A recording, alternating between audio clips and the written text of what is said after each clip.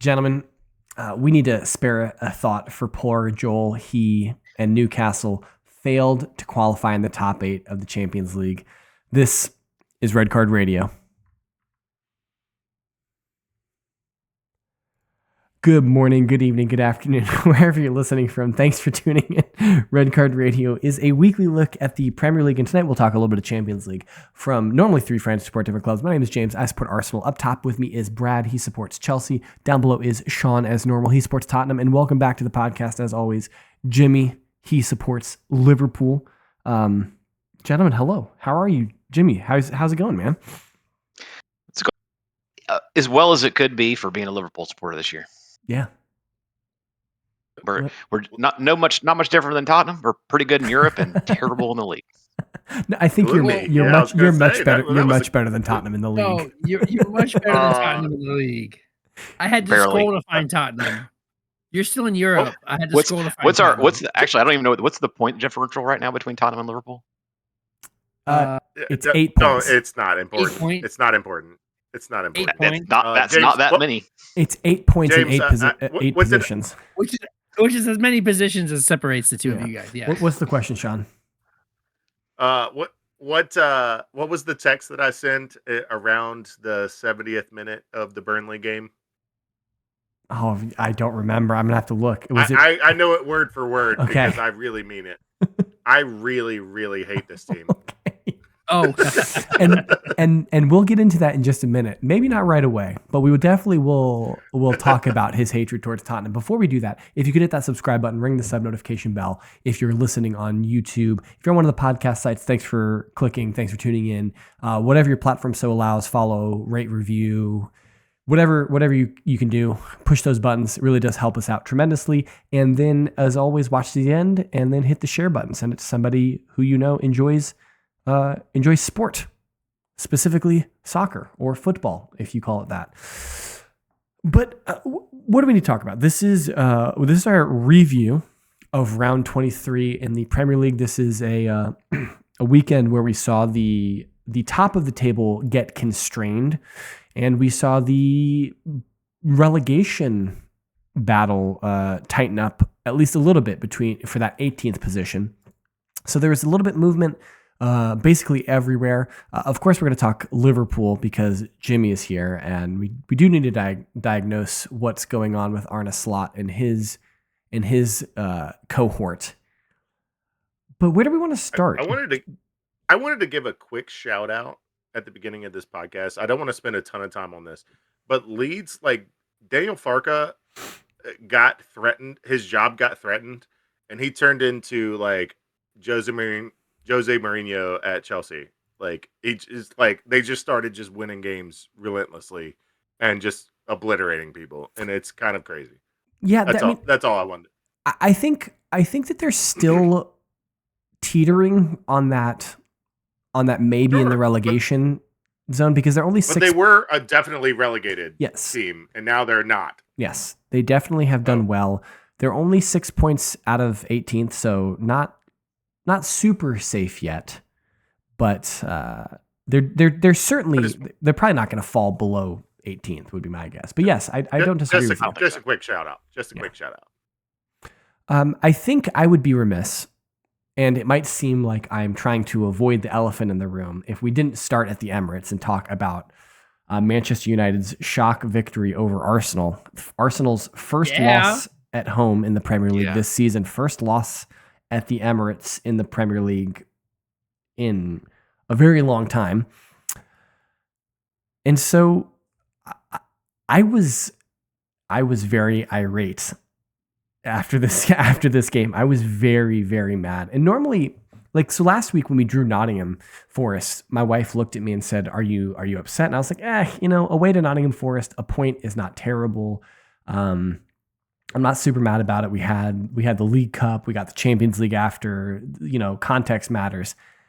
But for some reason, when Cunha scored that third goal, I just screamed in rage. And it was so frustrating the way that we lost that game because the first goal. Can I ask? Yes. Can I ask what word you screamed, or is that gonna make this? No, it was family friendly because as a good father, I don't curse. Okay. I don't curse profusely in front It of my was children. not family friendly at my house. I actually scared my daughter who was eating behind me at the time because I couldn't believe it. Yes, I think I The said Cunha goal was incredible. I think I said, "Oh, come on, you've got to be kidding me," or something like that. But I was a lot more colorful. It was significantly louder than that. Or maybe I just screamed no. I'm not sure. But okay, so my frustrations from this match. United had 3 clear-cut opportunities in the first half. They scored on the third one, the Mbeumo one. But all 3 of their opportunities in the first half came from Arsenal just giving them passes or not tracking a man or doing something that was idiotic.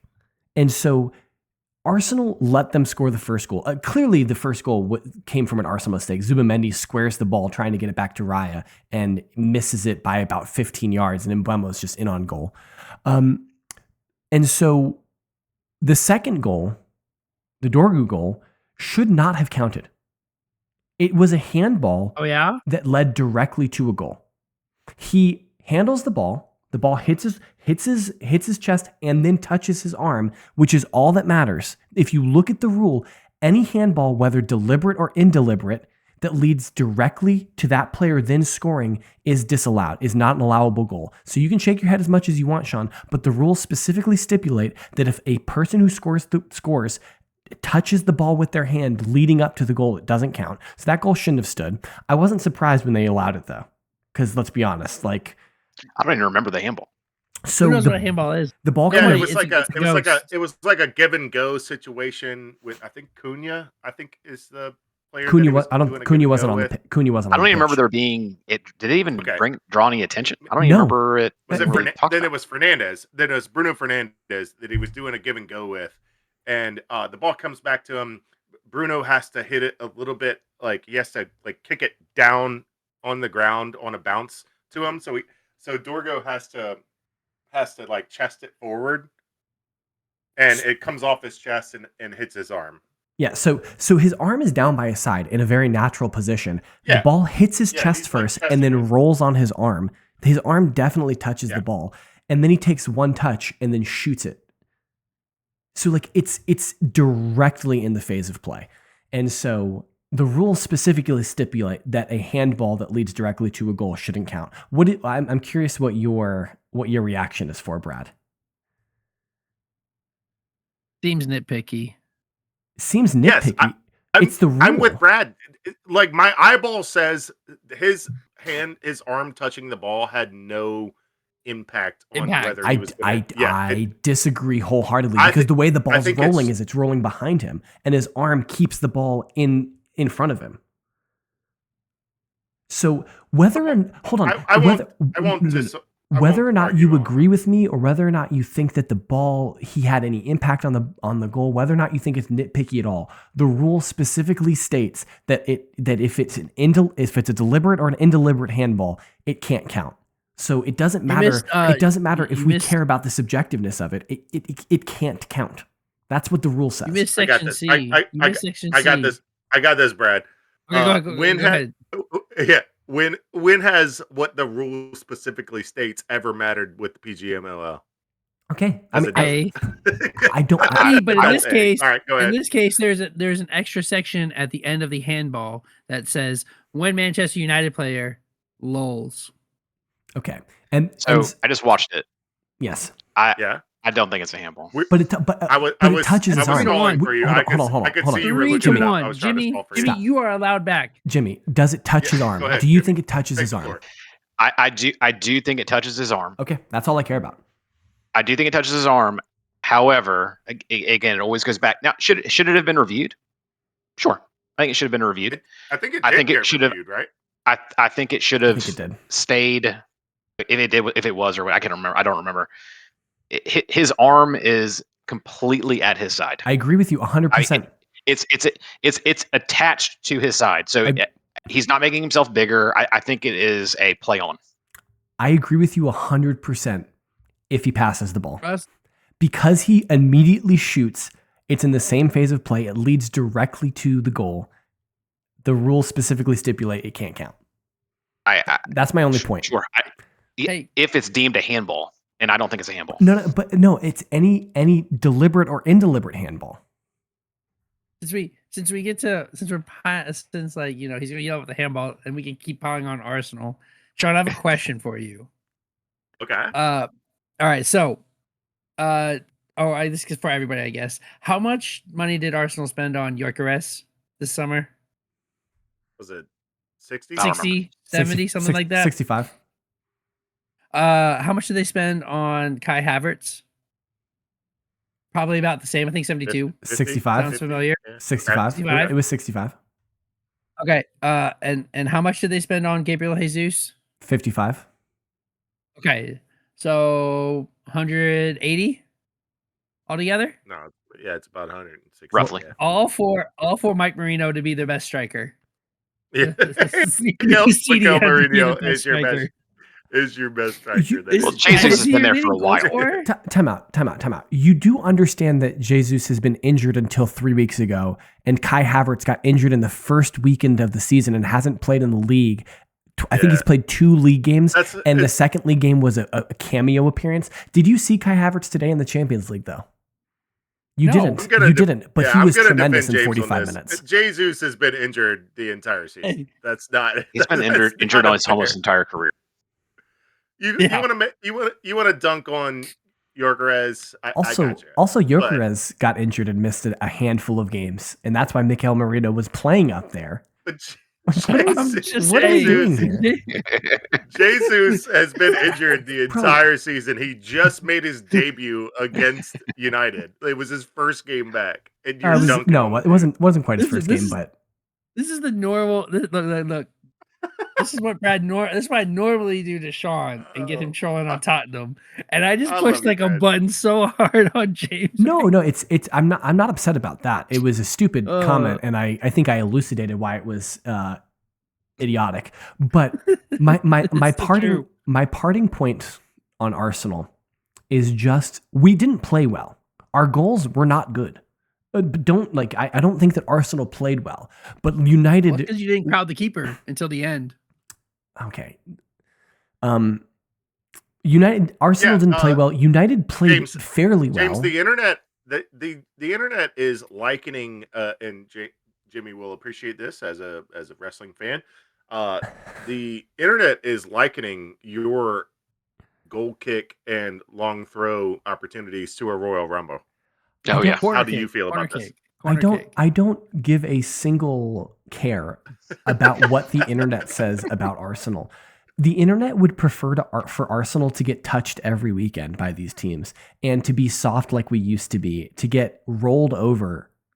Like, people are frustrated that Arsenal have some stick in them and that they are that they're willing to win at all costs, and whether or not it's a corner kick or a free kick or own goal, we don't care, man. I do not care. I have been supporting this team for 20 years. I've seen beautiful football. I've seen Emery football. I've seen Arteta ball. I don't care. The only thing I care about is winning.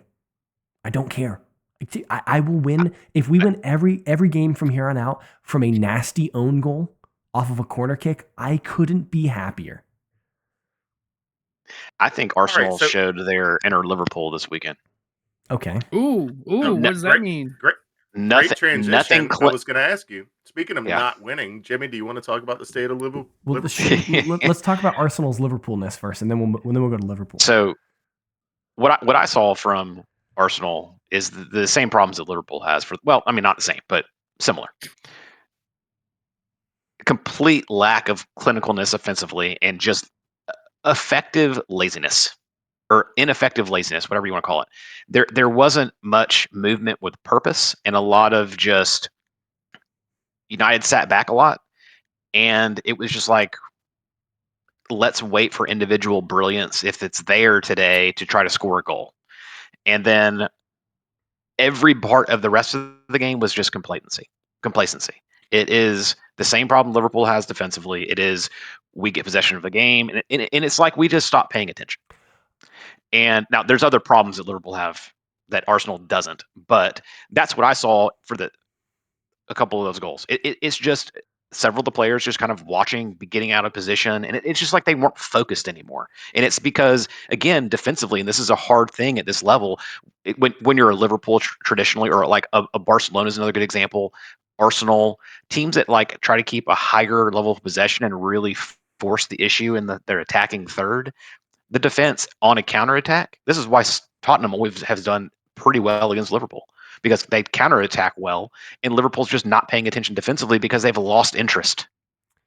Yeah, they're not really doing anything. I think this is kind of the issue that we're seeing with Arsenal over the last 2 years is Arteta's insistence on like complete domination and controlling every space and like every second ball and his desire to dominate so much that it's less free flowing than we saw 3 years ago.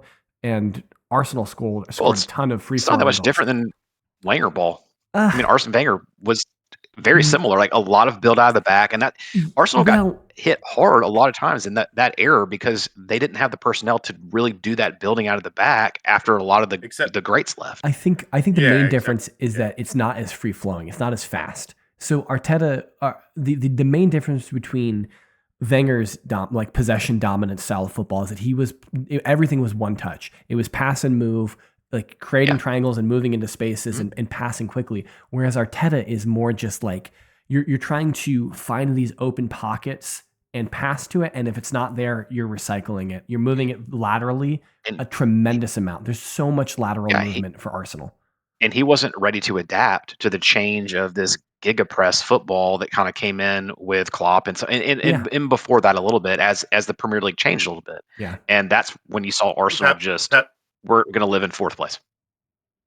Pep does a version of the press too. Well, everyone's pressing these days. It's just a matter of whether you're pressing, how much, when you're pressing, you're parking the bus and pressing at this point. Yeah. We didn't talk about this pre-production, but did you guys see the comments from Anthony Gordon? I don't know if it was pre or post game today. He said something to the effect, and I'm paraphrasing. He said something to the effect of, when you play in the Premier League, it's a lot more physical, and the refs let a lot of things go, and it's much more of a physical game, and it's like a war of attrition. Yeah, and it's slower. But when you come into the UCL, when the Champions League, it's more just playing football. Why do you think Tottenham and Liverpool are doing so much better in that? It's because both of those teams are, I'm not going to say, I'll be family friendly. They're wusses. Like there's no physicality in Liverpool this year at all. Like no one wants to get into a challenge. It's like watching my son Jack play. So I have questions about Liverpool. I wanted to switch that. I wanted to switch that question and maybe open it up a little bit more because with that, and Jimmy comes on here and he says, we just don't have clinical finishing. That's something I've been complaining about for years. James has been complaining about it for years that we just don't have finishing. Time out. Chelsea. Time out. You've been complaining about it at Tottenham for years? Well, since Harry Kane left. That Kane fellow just wasn't really that good, was he? That Kane guy. Since Kane left. Kane and Sonny. Nothing compared to Jamie Vardy. Nothing compared to Jamie Vardy. All right. Sorry. But is it that the Premier League, Jimmy, do you feel like the Premier League is just too tough defensively? That, if we're all complaining about that we don't have good enough finishing, is it just the defense? Well, again, I think it goes back to the style of football in England is high press or park the bus. There's not really any in between that you see in the other leagues, right? That's part of the difficulty of adapting, and that's why teams I'll use Liverpool and Arsenal as an example, and actually even Chelsea kind of fits that bill at times, but a lot of teams that have a pretty high possession and have more of an attacking threat, and that's the whole strategy of the game. They sometimes, again, with fatigue after that first 15 minutes or whatever, it drops off and they kind of run out of ideas of how to move because there's just no space. Yeah. And so, it's a legit strategy to park the bus and counterattack. And again, you take advantage of these teams who have lazy defending after so long of just not being involved. This is one of the reasons why people think goalkeepers or goalkeeping is the hardest position to play on a soccer field, because you have to be basically perfect the one time you have to be involved. And who, who's perfect at every aspect of any position of any sport ever? No one. No one is. And so you're going to get one opportunity. It's any given time, it's a 50-50 chance you're going to succeed or not. And it's unfortunately tough. That's the issue that Aaron Ramsdale ran into. And he was very public about how he's like, I struggle to pay attention, like to be a goalkeeper. Like I struggle doing it. And so like, that's why I'm always bantering with the fans and being silly and things like that. It's to try and stay active. Stay in the game. Yeah. Yeah. It's a really tough part of it. And you've got, Van Dijk, Gabriel, all both those guys. Sometimes it's tough when your only involvement is to receive an outlet pass to just switch the field. And there's no pressing, there's not anything. And then all of a sudden they get a ball out.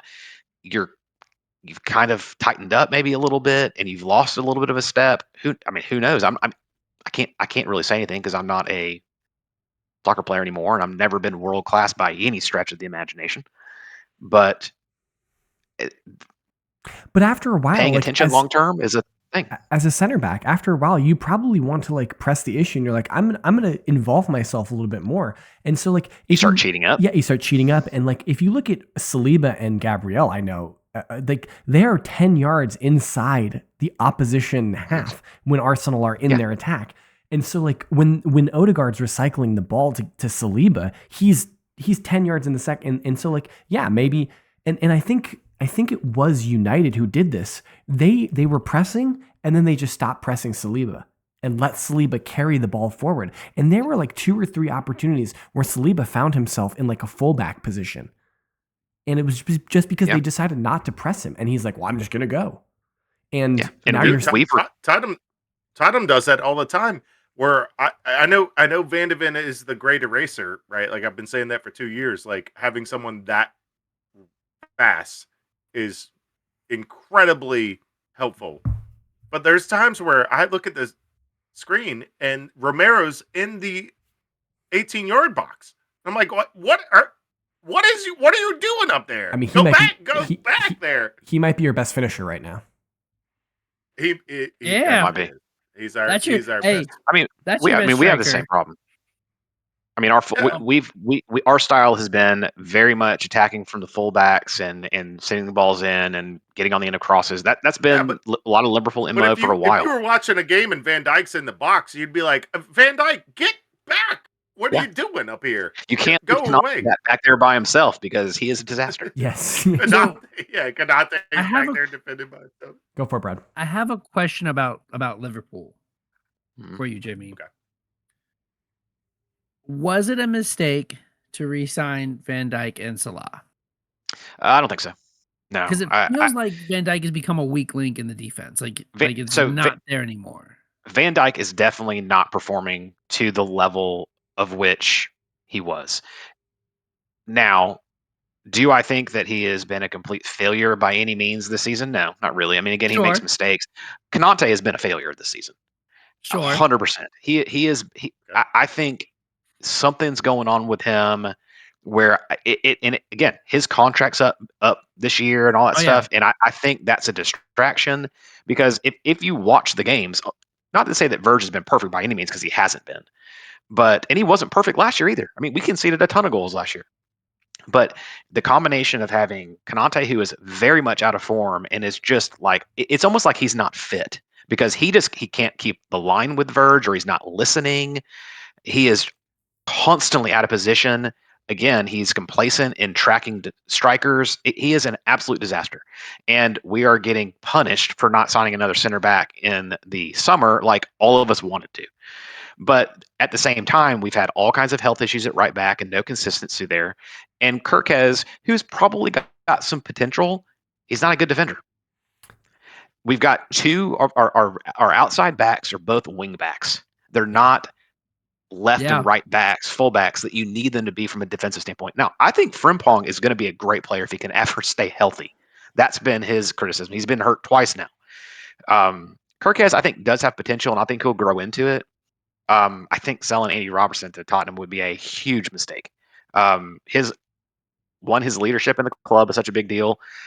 I have been waiting for them to just say, screw it, Andy, you're going to play center back along Verge, and Kirkez will play left back. And I think that could solve some problems. To respond to the point about needing a second center back or a third or fourth center back in the summer, it seemed like Liverpool's squad planning over the summer was so hyper focused on attack, and it seemed like you guys were left super imbalanced, which is kind of an issue that Tottenham had last year, where they didn't have any center back depth, and you guys don't have any center back depth. And well, that's because the one center back thing we were going to do fell through on the last day because of timing or whatever the issues were, and now we've completely lost him. Yeah, because now he's at now we have nothing. Guahi? Yeah. Yeah, well, because I mean that signing was like rumored from the beginning of the window, but like waited to get the best deal, and then it was no deal. Yeah, yep. I sometimes it's infuriating, and obviously like we're not executive, like none of us have ever dealt in that business before, but it's infuriating from a fan's perspective, because you're like, you want to sign this player, you've been linked to this player for the last 6 months, just make the deal happen so that they can be there for day one of preseason. Like make it happen. Yeah. And then it just never does. Liverpool need to, and some of these clubs need to start doing their business like Borussia Dortmund. They are almost old. Like beginning of this transfer window, we're done. It's over. No questions. I mean, City it's not as good as it has been, but it's usually pretty solid. City does that very well. City is a good example. Yeah, because City's a great example. City just pay the money. Oh, Semenyo, Semenyo's release clause is 65. How about we'll give you 68 and we'll pay it over installments? And Bournemouth's like, yeah, okay. Yeah. He's out of contract. We'll give you 25 million for him. Let's have him. Yeah. Instead of having to leave for free to Liverpool. They identify who they want and they just make it happen. Now it's weird because City have the infinite money issue, and like obviously, you know, if they're running out of funds, they'll just find sponsors somewhere. And so like I was, you know, loyal listeners, friends of the podcast, allegedly 115. But and so like that, obviously our clubs can't operate like that, but everyone knew Arsenal wanted to sign a center forward this summer, and we waited until mid-August to sign Gyökeres. Everyone knew that Liverpool needed center back depth, and they waited until September to try and sign Guehi, and it failed. Like they either need to be willing to go, and this is, which is surprising because Liverpool did this at center forward. They went to get Ekitike when Isak wasn't available. They just said, okay, fine, we'll go get our second target, and they did it. And then they ridiculously went back and got Isak as well. But that's which was completely stupid. I still, I mean, again, I'll be happy to be proven wrong over time. Yes, but I just couldn't believe they even bothered with Isak. I thought that was the complete waste of money. We had already signed our next guy. Yep. And he had played and looked good. Yes. And then they still went and spent all that money on Isak. And I'm like, this doesn't make any sense at all. Let's also rewind to 6 months ago, though, when Red Card Radio had Isak as the number 2 striker in the Premier League behind Erling Haaland.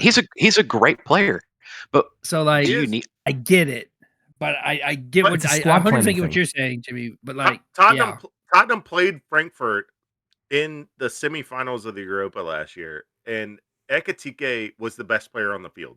Yeah, 100%. Like I was watching both legs of those games and thinking, oh my gosh, I don't know how we're gonna win because he's everywhere. He's good. I mean, his movement's great. He's just, again, he's got a little Nunez in him. He can't quite find the net. I mean, and but back to my original question, right? Like I get the Van Dijk situation. That makes sense to me that like, hey, we couldn't get a center back, re-signing our captain, sure. Why did Salah come back to like have this whole thing of being on the bench, not playing? Well, and then when he is playing, is he really scoring? Like, is he like? He's in a form dip. he's in a form dip. He lost some confidence. The Diego Jota thing was a massive distraction, and it hit Salah hard. And there was lots of stuff about that before the season even started, and I think that had an effect on him at the beginning of the season. Then he got into a slump, and then it's that you kind of got you're like in the yips mode or whatever you want to call it, and I think that affected him. And then there was this lack of faith from the coaching staff, just because we signed all these weapons, and you're out of form. We've got to get some others. And I think probably most understood that professionally, but didn't like it. But then it's the fan base. I mean, again, it's I have lots of opinions about Liverpool and Arne Slot and that situation, but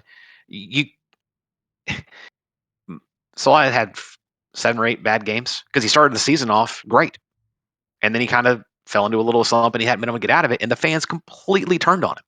And then that's going to wear on your head or whatever, and it's just like that it's the childishness of people that just want instant success and always winning and don't want the process and have to deal with highs and lows.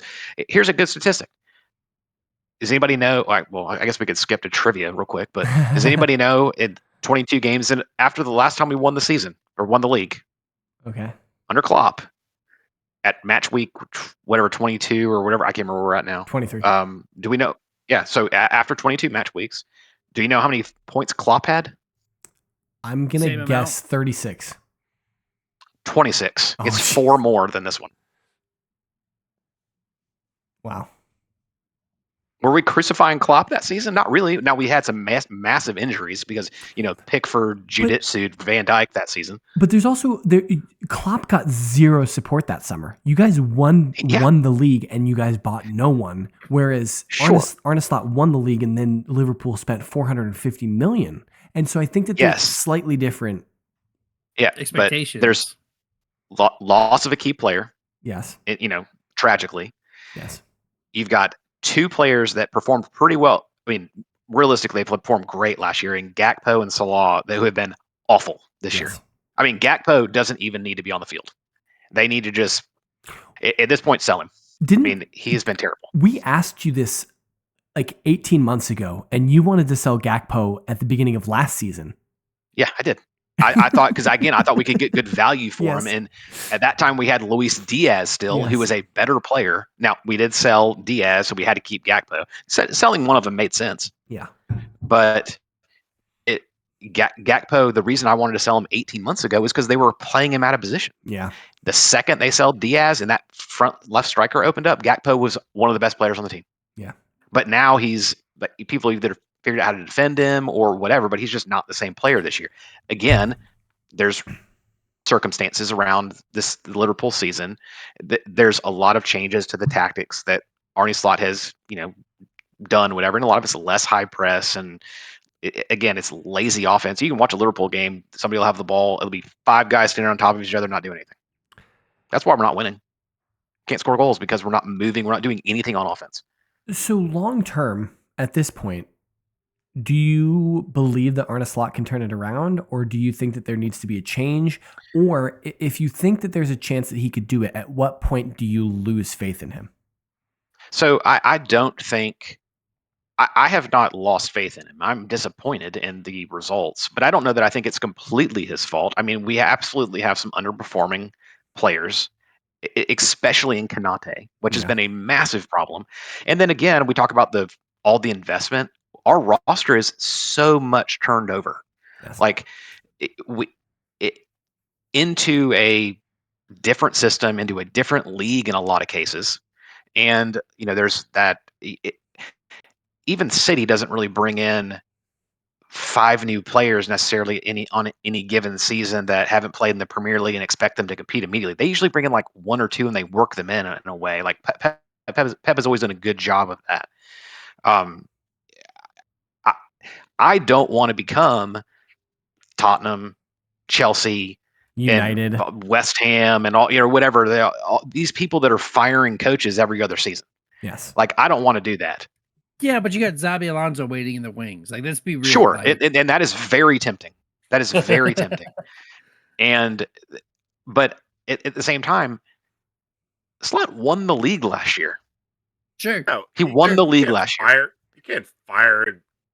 Well, if reigning you're Chelsea, champion. you can. You can win the Champions League Yes, and you lose can. your You win job in Champions 3 League and days. they're on. So Both times. Yeah. Well, if I ran Tottenham, Big Ange would still be running the show around there. Yeah. Well, you're not running them. I don't know. I mean, I would definitely give Slot to the end of the season, and I would probably give him all of next season.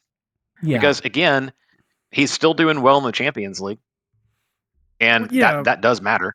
And if he finishes in the top 4, honestly, that's probably fine. Realistically, it's going to be the top 5 again because of England's coefficient. is. England's coefficient That is fair. is insane right now. That is fair.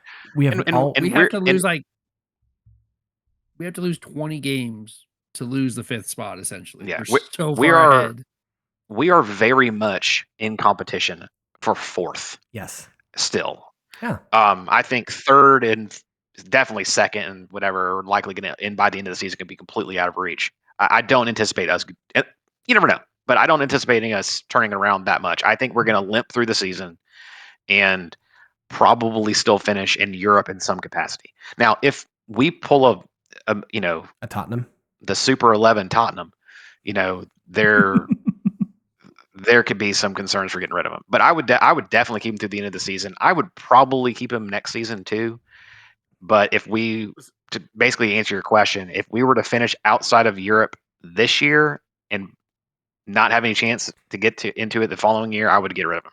I think the best way to look at it. I don't like this running joke that we have that Tottenham. This is just a Tottenham joke where we finished 17th last year and still made Champions League. I gave you all 11th, Sean. I gave you all 11th. We finished 17th. It was 17th though. No, I know, but I'm saying y'all are 11th place. Y'all are an 11th place team. No, that's Crystal Palace's spot. They're 12th. Now Crystal Palace is 14. Crystal Palace is really disappointing me. Yeah. Palace is 14. And how can you beat? You're going to beat Liverpool in every sense of the way it can possibly go this season and in the recent past, and then just be awful against everybody else. Let me say this one thing about Slot. I think I agree with you. I think he needs to get to the end of the season because you don't want to turn into Chelsea, Tottenham, Manchester United, and sack managers flippantly.